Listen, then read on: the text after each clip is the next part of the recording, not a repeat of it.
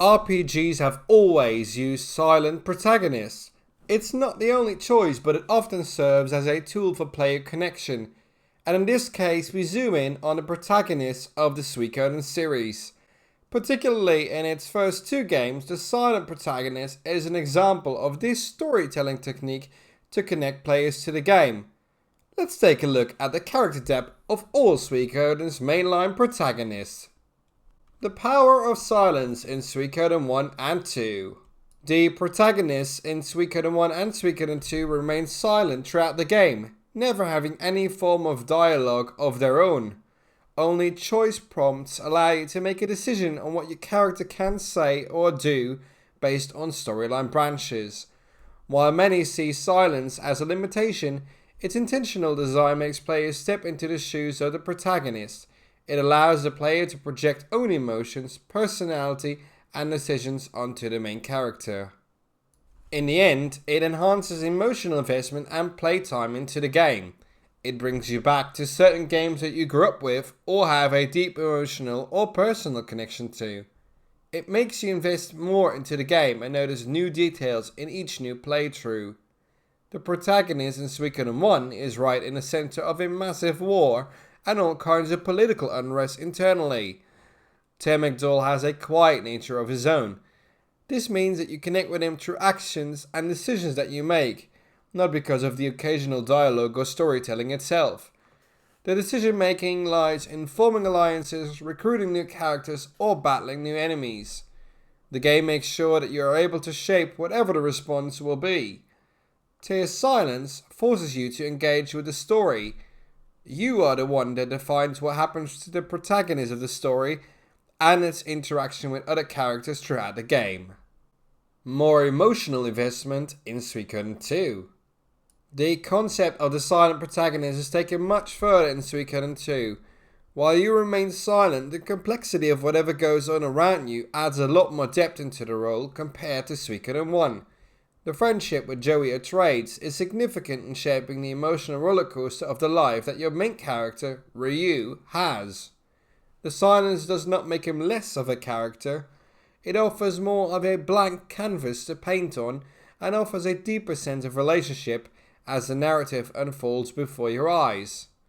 Protagonists who are silent are not empty. They have personality and they evolve personally and in the relationships they engage with. In Suikoden, with 107 other characters, you cultivate the relationships with your family members, new allies, and friends you come across on the road to victory. This method of character development is not the most used, but in Suikoden it highlights the quality of a unique form of emotional investment. Your personal connection to the protagonist is not just built through words, but again through actions and decisions. From silence to speech, the shift in Suikoden 3. Gaming always evolves and the Suikoden series has no less. With the evolution of platforms, game engines, graphics and sound, the series embraces a shift from silent protagonists to more complex heroes with personalities and voices. For Suikoden, that starts with Suikoden 3. This change introduces new narrative depth, with each protagonist given a voice and background tied to the perspective of the other main characters. It marks an evolutionary shift in RPG storytelling, reflecting the genre's trend towards more complex and multidimensional protagonists. You experience not one protagonist in Suikoden 3, but three at the same time. They all have their own perspective on the story. You meet Yugo first. He's a young Karayan clan member. Then there's Chris Lightfellow, the formidable knight from Zexen. And lastly, Gedo is a charismatic mercenary captain. Out of the three, Gedo is the least vocal, resembling past protagonists best. The Trinity Sight system allows players to adventure through events from different perspectives, witnessing misunderstanding, alliances being forged, and rivalries that shape the world. This would not work without unique voices and deeper motivations. Silent protagonists would bomb any hopes of Suikoden 3 being a good game. You don't witness anything through decisions or actions in Suikoden 3, but you witness it through spoken dialogue. You get to learn more about the protagonists and learn that they are not superheroes, but flawed individuals, making difficult decisions resonate on a personal level, inside and outside the game for the player. Complex heroes for modern storytelling. The shift towards complex heroes with distinct voices allows the series to maintain unique storytelling while adapting to changing player expectations. Black and white character personalities no longer work. All aspects of life have to be included, whether it's happiness, sadness, fear, or anger. The feeling that it's a start to finish game has changed as well. The series always has multiple endings in store, depending on the choices you make and the more investment you put into it. The move towards spoken main protagonists contributes to the overall enjoyment, adding layers of realism and complexity. This continues to captivate players with a range of emotions, just like the protagonist. The return to silence in Suikoden 4. In Suikoden 4, the series goes back to a silent protagonist. This time the creators use a darker and a more difficult personal journey. Players control Laszlo, a young man burdened by the rune of punishment. Laszlo's personal story is one of survival and self-discovery. The silent protagonist's technique allows players to feel the personal weight of the cursed rune of punishment.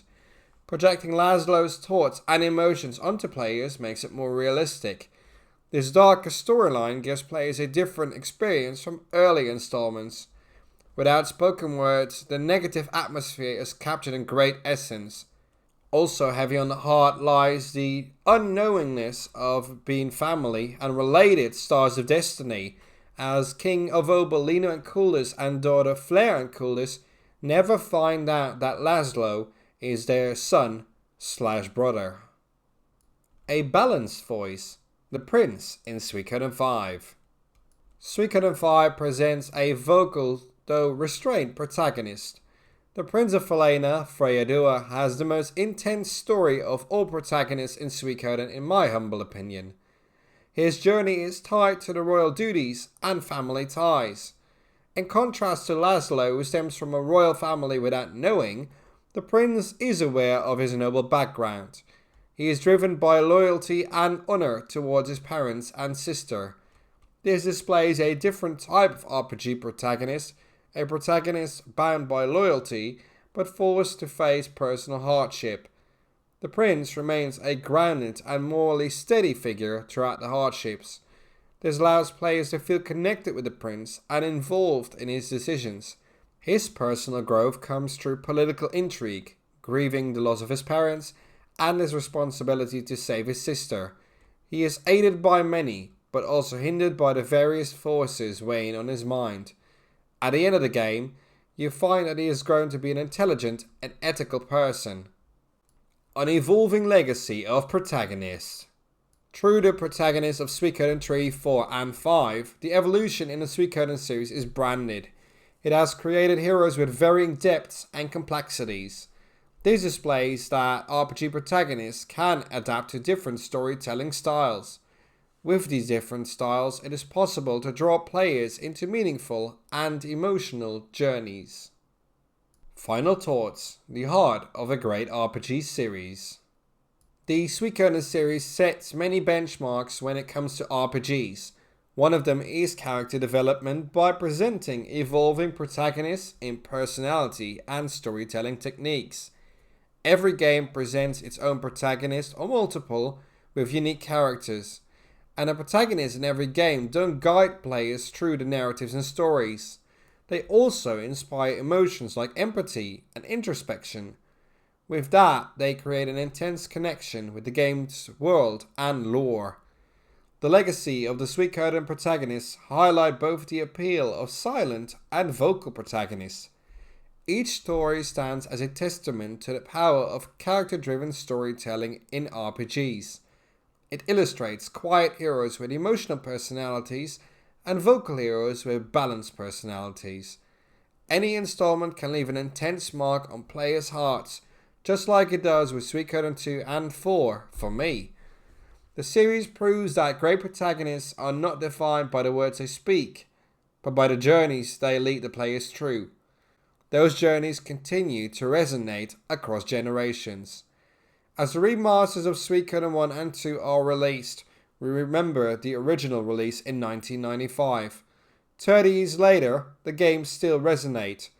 Any successful RPG series like Final Fantasy, Dragon Quest or Tales of thrive on the emotional investment into the game's main character or characters and the overall story.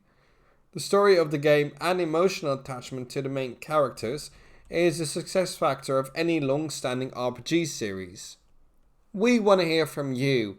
Which RPG still gives you emotional thoughts and feelings? Let us know in the comments which game still sparks emotions in your heart. Thank you for watching. May your pixels be plentiful and your adventures prosperous.